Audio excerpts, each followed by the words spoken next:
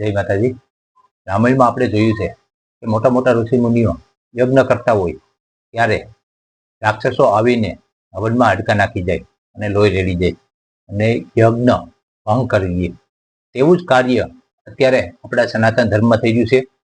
કોઈ બાબા બાગેશ્વર જેવા કથા કરતા હોય અને સારું કાર્ય કરતા હોય, લોકહિતમાં કાર્ય કરતા હોય અને દીકરીના કન્યાદાન કરતા હોય, એટલે કે સમૂહ લગ્ન કરાવતા હોય, કેન્સરની હોસ્પિટલો બનાવતા હોય, ત્યારે અત્યારના કલયુગના રાક્ષસ રૂપી લોકો આવીને હવનમાં હાડકા નાખતા હોય છે અને જે વાક્ય બાબા બાગેશ્વર કે કોઈ સંતો ન બોલ્યા હોય તેવા વાક્યો ઉચ્ચાર કરે અને કહેવામાં આવે કે બાબા બાગેશ્વર તો કેન્સર મટાડવાની વાત કરે છે. એટલે ભાઈ, કેન્સર મટાડવાની વાત જે વ્યક્તિ કરતો હોય તે વ્યક્તિ કેન્સર હોસ્પિટલ ન બનાવે. આટલું જરાક તમારા મગજમાં ઉતારાય. અને આ વિજ્ઞાન જાથા અને પરસોત્તમ પીપળિયા અને જયંત પંડ્યા અવારનવાર આપણે સનાતન ધર્મનો જ વિરોધ કરતા હોય છે. આવા લોકોને બીજા ધર્મમાં બોલવાની કોઈ હિંમત સુધા હોતી નથી, કારણ કે ત્યાં ડર લાગે છે. છર તન છે જુદા. અને આજે 5 તારીખ છે અને આપણે છેલ્લા 8-10 દિવસથી જોઈશી કે પરસોત્તમ પીપળિયા અને જયંત પંડ્યા અને પિયુષ જાદુગર આ બધા સનાતન ધર્મનો વિરોધ કરતા હોય તેવી રીતે બાબા બાગેશ્વરનો વિરોધ કરે છે ને અવારનવાર બાબા પરચી કાઢે છે, આ કાઢે છે, તેનો અમે વિરોધ કરીએ છીએ તેમ કહે છે. પરંતુ આવા લોકોને અત્યારે પોલીસ કે પ્રશાસન દ્વારા કોઈ સાથ દેવામાં આવ્યો નથી.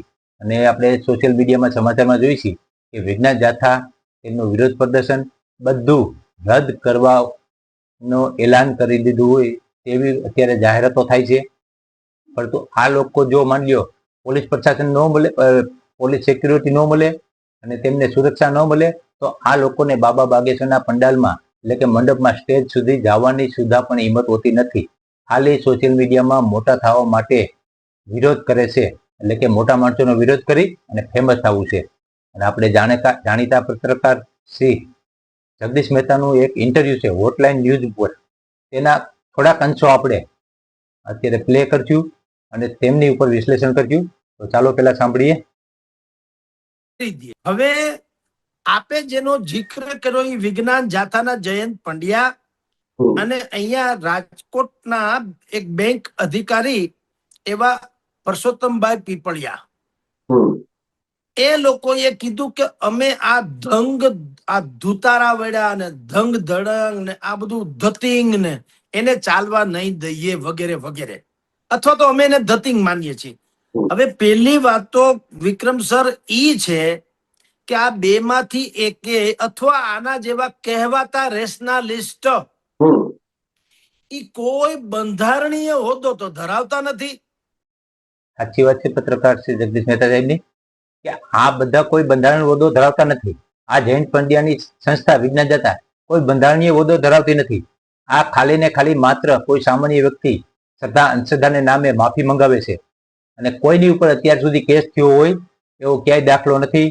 કાગડા જેવો વકીલ જેવો જજ સાહેબ કોટ પહેરી અને હાથમાં પાટિયું રાખી અને માફી માંગે, કેસ રફા દફા. બાકી જયંત પંડ્યાનું બીજું કોઈ કાર્ય નથી. તેમને એક જ ખાલી મગજમાં એને ઘરી ગયું છે કે કોઈ પણ વ્યક્તિ પાસે માફી મંગાવી લો એટલે ગુનો પતી ગયો. બરોબર, આગળ. મારે ને તમારે ઉદ્યોગ હોય તો પોલ્યુશન કંટ્રોલ બોર્ડ નું સર્ટિફિકેટ જોઈએ, એ હકીકત છે. એમ ધીરેન્દ્ર શાસ્ત્રીજી હોય કે બીજા કોઈ જગતગુરુ હોય કે કોઈ પણ હોય, ધારો કે એને કોઈ પણ ગામમાં કાર્યક્રમ કરવો હોય તો પરસોત્તમભાઈ પીપળિયા કે જયંત પંડ્યાનું સર્ટી જોતું નથી હોતું. આ તો ટીઆરપી ના મામલા છે. હળી કરો ઓલાને તો શું છે, જો એક છે વિક્રમ સર, આ લોકોને બાબા બાગેશ્વરને પ્રાણે સર્ટિફિકેટ લેવું છે. પરસોત્તમ પીપળિયા, પિયુષ જાદુગર અને આ જયંત પંડ્યાને કે અમારું સર્ટિફિકેટ પાછે રાખો, અમને મોટા કરો, તમારી કથામાં અમે કઈ એમ કરો, એટલે ખર્ચો તમે કરો છો અને જે શ્રદ્ધાળુ આવે છે એ તમારી લીધે આવે છે. તમારી તેવડ હોય તો 3 દિવસ પછી રેસકોર્સ ગ્રાઉન્ડ ખાલી જ છે. બરોબર, જેટલી પબ્લિક ભેગી થાય એની ખાલી 5% પબ્લિક ભેગી કરીને બતાવી દો. તમે અત્યારે સર્ટિફિકેટ બાબા બાગેશ્વરને બાંટવા નીકળ્યા છો કે અમારા સર્ટિફિકેટ પ્રમાણે તમારી કથા થવી જોઈએ, તો જયંત પંડ્યા અને પરસોત્તમ પીપળિયા, પિયુષ જાદુગર, તમારે ત્રણેયમાં તેવડ હોય તો રેસકોર્સ ગ્રાઉન્ડ 8 તારીખ પછી ખાલી જ છે. કરો પબ્લિક ભેગી. કેટલી તમારી ભેગી છે? 15 જણા નો આવે તમારી પાસે. 15 લાખ નહીં, પણ 15 જણા નો આવે. જે તમારી પ્રેસ કોન્ફરન્સ હતી ને, જે વિજ્ઞાન જાથાની, એટલે કે જે આંદોલન વિરોધ પ્રદર્શન કર્યું હતું, એમાં 15 જણા જ હતા. એટલા જ આવે. આગળ ઘણાનો સ્વભાવ જ એવો હોય, ઈ કૂતરા ખરીદી લે, કૂતરા ખરીદી લે તો ભહે તો પોતે જ. કેટલાક નો સ્વભાવ આવો હોય, પોતે કૂતરા પાળે, ખરીદે, ભસવાનું ભસે પોતે. સાચી વાત છે. આ વાત પરસોત્તમ પીપળિયા, પિયુષ જાદુગર અને જયંત પંડ્યા બંને ત્રણેય ઉપર લાગુ પડે છે. આ ખાલી કૂતરા ગોણે ભચે છે, બાકી બીજું આનાથી કાંઈ થાય એમ નથી. આગળ એમ ભલા માણસ, તમે, હું અનેક ચેનલ્સમાં કહી ચૂક્યો છું કે ભાઈ ધીરેન્દ્ર શાસ્ત્રીજી જે કાંઈ પરચી પરચા કાઢે છે કે પરચા આપે છે, તમને નથી ગમતું તો ગોળ્યું ઉઈ જાવ ગોદડું ઓઢીને. પણ ઉઈ જ ગયા છે પત્રકાર શ્રી જગદીશ મહેતા સાહેબ. જયંત પંડ્યા, પરસોત્તમ પીપળિયા અને પિયુષ જાદુગર અત્યારે આજ સાંજથી ગોદડું ઓઢીને જ સુઈ જવાના છે. મેં 2 દિવસ પહેલા વિડીયો બનાવ્યો હતો કે આ લોકો ટાણા માથે ગોદડું ઓઢીને સુઈ જશે, અને એવું જ થવાનું છે, અને એવું જ થઈ ગયું છે. આ ત્રણેય લોકો 3 દિવસ લગી ગોદડું ઓઢી ને સુઈ જવાના છે. તમે એમ કેમ કહી શકો કે એના કાર્યક્રમને અમે વિરોધ કરીએ, અમે ત્યાં અમારા 550 માણસો ઉભા રાખી દઈએ, અથવા તો અમારી ઉપર જ કઈક તમે આવું કઈક કરી દો તમારો ચમત્કાર તો જ અમે માનીએ? ભાઈ તમે શું છુઓ? તમે ન માનો, તમે એમ કહો કે 50 જેટલા અમારા માણસો આવશે ને દેખાવો કરશે, અથવા તો અમારી ઉપર એમ કે તમે આવું કઈક કરતા હો તો અમારી ઉપર કરી બતાવો તો જ અમે તમને માનીએ. એટલે ભાઈ તમારા માનવાથી શું થાય? નથી કરવું. હાલો, તમે કોઈ બંધારણીય હોદ્દો ધરાવો છો? સાચી વાત છે પત્રકાર શ્રી જગદીશ મહેતા સાહેબની. તમે કોઈ બંધારણીય હોદ્દો ધરાવો છો? તમે કોઈ બંધારણમાં માનો છો?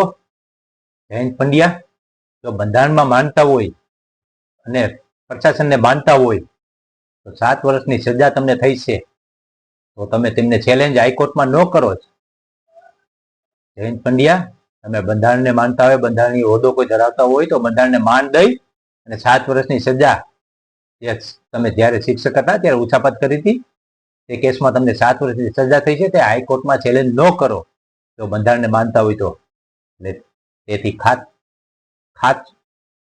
ખાતરી થાય છે કે તમે કોઈ બંધારણમાં માનતા નથી. તમે ભારતના બંધારણ વિરોધી છો. સનાતન ધર્મ વિરોધી તો છો જ, પણ બંધારણ વિરોધી પણ છો, તે સાબિત થાય છે. તો તમારા સર્ટિફિકેટ થી શ્રદ્ધા કે અંધશ્રદ્ધા એ સર્ટિફાઈ થતું હોય તો ઠીક છે. બાબા સાહેબ આંબેડકરના બંધારણ મુજબ તમે કોઈ હોદ્દો ધરાવતા હો તો. મને રીંગણાનું શાક ભાવે એટલે મારે તમને એમ ન કહેવાય કે ભીંડાનું શાક બોગસ. મને રીંગણાનું ભાવે છે, તમને ભીંડાનું ભાવે. પણ હું કહું નહીં, ભીંડા તો થવા દો, ભીંડા બોગસ છે, ભીંડામાં તો પિત્ત થાય, ભીંડા વાયુ થાય, ભીંડા ચીકણા હોય. એટલે ભાઈ ગમે તમને રીંગણા ભાવે તો એને ભાવે ઈ ખાય, એની ઈચ્છા પણ એમ કરે, એમાં તમારે શું લેવા દેવા? નહીં, જે જયંત પંડ્યા કે ને જગદીશ સર, જગદીશ મહેતા સાહેબ, એ જ તમારે ખાવાનું છે. જે જગદીશ મહેતા ઓલા જયંત પંડ્યા કે એમ જ તમારે પૂજા વિધિ કરવાની છે. આ એ જ જયંત પંડ્યા છે કે જે બી ઓફિસમાં સત્યનારાયણ ભગવાનની કથા બંધ કરાવી હતી. તમે જો નહીં કરો તો તમારી ઓફિસમાં આવીને પણ તમે જે ધૂપ દીવા કરતા છો તે બંધ કરાવશે આ જયંત પંડ્યા. તેથી આ જયંત પંડ્યા કે તેમ જ કરવું પડે. બરોબર? એટલે આપની જાણ ખાતર આ લોકો જે છે એને મુશ્કેલી શું છે એ બધાને ખબર છે કે તમે મોતને બાંધો તો તાવ આવે. એટલે કે મોટા માણસનો વિરોધ કરો તો કમસે કમ લાઈમ લાઈટમાં તો આવો. એટલું જ નહીં, ઓર એક વાત કહું, એનાથી આ ભાઈ પરસોત્તમ પીપળિયા તો ઠીક છે કે ભાઈ એક બેંક અધિકારી છે એટલે એને બીજું કઈ એના ઉપરથી આવક જાવકની વાત ન થતી. પણ જયંતભાઈ જેવા જે રેશનાલિસ્ટ પોતાને કે છે એ બીજા બધા અનેક સારા કામ કરે છે, એમાં હું ના નહીં પાડું. ક્યાં જ્યાં ખરેખર કોઈ લોકોને લૂંટતા ધૂતતા હોય એની ન્યાય દરોડા પોલીસને લઈને પાડે છે, અને આમને તે એવા અનેક કિસ્સા કર્યા છે. પણ એ વાત સાચી છે પત્રકાર સાહેબ તમારી, સતીશ મહેતા સર. પરંતુ આ જયંત પંડ્યાએ જ્યાં જ્યાં રેડ પાડી છે ત્યાંથી પાછળથી તોડ પાણીના પણ કિસ્સા બન્યા છે. એટલે ભલે કોઈ રેડ પાડી હોય, સાચી હોય કે ખોટી હોય, પરંતુ પાછળથી આ પૈસાના કિસ્સા કોણ ભરે છે તે પણ ગુજરાત સરકારને તપાસ થવી જોઈએ. કારણ કે જ્યાં જ્યાં રેડ પડી ત્યાં પાછળથી પૈસાનો તોડ થયો છે, અને તે પણ લાખો હજારોમાં થયો છે. બરોબર? અને એના કોલ રેકોર્ડ મેં મારી ચેનલમાં પણ મેકેલા છે. કોઈ પણ વ્યક્તિ માનજો ગુનેગાર હોય અને ખોટી રીતે ઢોંગ ધટી કરતો હોય તો તેમને જેલ હવાલે કરવો જોઈએ. હું પણ તેના પક્ષમાં છું. પરંતુ ખાલી એક પાર્ટીમાં કે બોલપેનથી કાગળમાં લખાવી દેવાનું કે હવે હું આ બંધ કરું, તેથી તે ગુનેગાર નથી મટી જતો, અપરાધી નથી મટી જતો, તેમની ઉપર કાયદેસર કાર્યવાહી થવી જોઈએ. પરંતુ પાછળથી કોઈ કાર્યવાહી થતી નથી અને ખાલી ને ખાલી માત્ર પૈસાનો તોડ થાય છે. આગળ ઈ લોકોને આવા ધીરેન્દ્ર શાસ્ત્રીજીઓના વિરોધ કરવાથી શું થાય? પબ્લિસિટી મળે, હાઇપ વધે, એનું વજન વધે, ગંભીરતા વધી જાય. અને ગામમાં એમ કહેતા આપણે ભાઈ ધીરેન્દ્ર શાસ્ત્રીને પણ જો જેને પડકાર્યા હોય તો આપણાનું તો શું થાય? એટલે બધા ભાગો ભાગો. એના સાચી વાત છે. આ જયંત પંડ્યા, પરસોત્તમ પીપળિયા, પિયુષ જાદુગર ખાલી લોકોમાં ડર ઉભો કરવા માટે બાબા બાગેશ્વર નો વિરોધ કરે છે. કારણ કે એમને ખબર છે કે અહીંયા વિરોધ કરીને આપણે કાંઈ વળવાનું નથી અહીંયા આપણે સ્ટેજ સુધી જવાના, અને જાય તો નથી જ્યાંથી આપણે હાજા આવવાના. કારણ કે લોકો જે શ્રદ્ધાળુ લોકો હોય તે ક્યારે ઉશ્કેરાઈ જાય અને ક્યારે આપણી સર્વિસ કરી દઈએ એ આ બધાને ખબર છે. એટલે આ કોઈ નથી ત્યાં વિરોધ પ્રદર્શન કરવા જવાના, પરંતુ કથાને આગતરા 8 દિવસ વિરોધ કરીને અને લોકોમાં ડર ઉભો કરવા ખાલી માંગે છે કે અમે બાબા બાગેશ્વરને પણ નથી મેકતા, તેથી તમને કોઈને નહીં બેકી અને તમારા સનાતન ધર્મનું દફત પદોત કાઢવા માટે અમે તૈયાર છીએ. તેથી અમે કઈ તેને જ પૂજવાના, અમે કઈ તેને જ માનવાના. આનું આ એક જ છે. જેમ સતયુગમાં કે આપણે માની લો પેલા યુગમાં જેમ કોઈ રાજા કે કોઈ રાક્ષસો કહી દેતા કે આની જ પૂજા કરવાની, એવી રીતે આ જયંત પંડ્યા પણ એમ જ કરવા માંગે છે કે હું કહું તેની જ પૂજા કરવાની, બાકી તમારે કોઈની પૂજા કરવાની નથી. આને ખાલી માત્ર હેતુ સનાતન ધર્મને બદનામ કરવાનો, બરબાદ કરવાનો જ છે. બાકી બીજું આને કાંઈ મતલબ નથી. જય માતાજી.